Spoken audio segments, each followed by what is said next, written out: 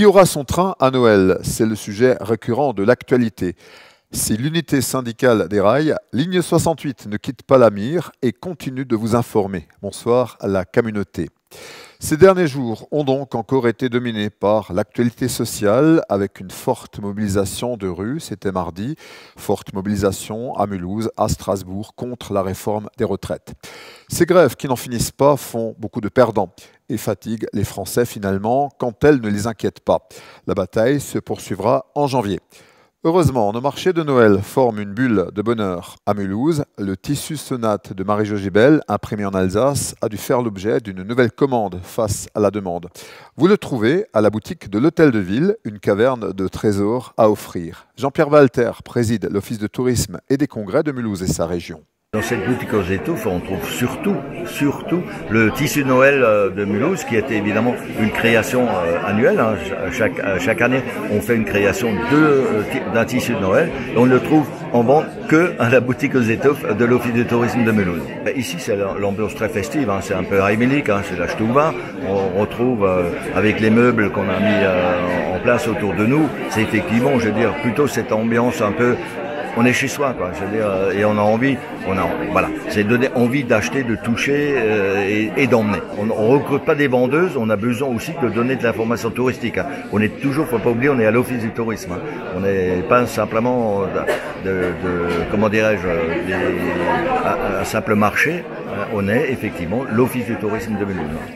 Il avait travaillé sous la direction de Jean-Pierre Walter avant de gagner l'ASCO. Guillaume Colombo a quitté sa grotte pour se consacrer à sa nouvelle passion qu'il a emmenée dans la planète des artistes Motoko. Guillaume présente ses céramiques au marché de Noël de Mulhouse.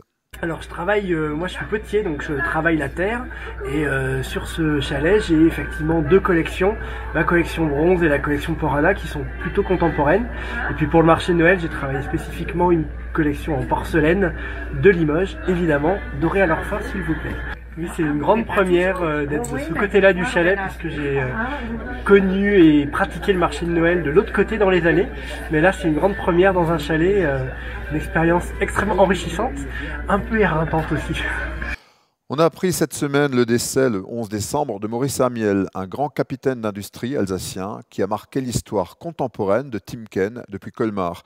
Maurice Amiel, qui fut également président du conseil d'administration de l'Euro-Airport, il s'est éteint à 88 ans. Une dégustation festive à présent, les escargots de Margot. Margot élève, prépare et cuisine le gros gris à Largitzen, à des kilomètres d'Altkirch. Si la recette bourguignonne est courante, on reste fidèle en Alsace à l'escargot à l'alsacienne.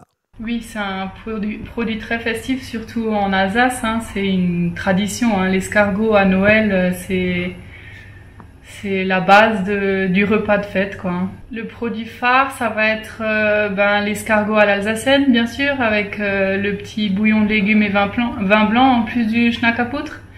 Et puis l'autre produit phare que les gens adorent, c'est l'escargot que je présente sous forme de coquille croustillante. Donc c'est un peu une pâte cornée à glace. Et là, c'est à manger en une seule bouchée pour l'apéritif. Donc ça, c'est génial. Les gens adorent, les enfants aussi. Donc c'est l'idéal pour tout le monde, quoi. L'escargot, indispensable sur les tables festives. Bonne préparation de Noël. Et si la trêve ferroviaire n'a pas lieu, faites-la dans ce cas. On se retrouve en janvier. Belle fête à tous, parce que K ne fait pas grève.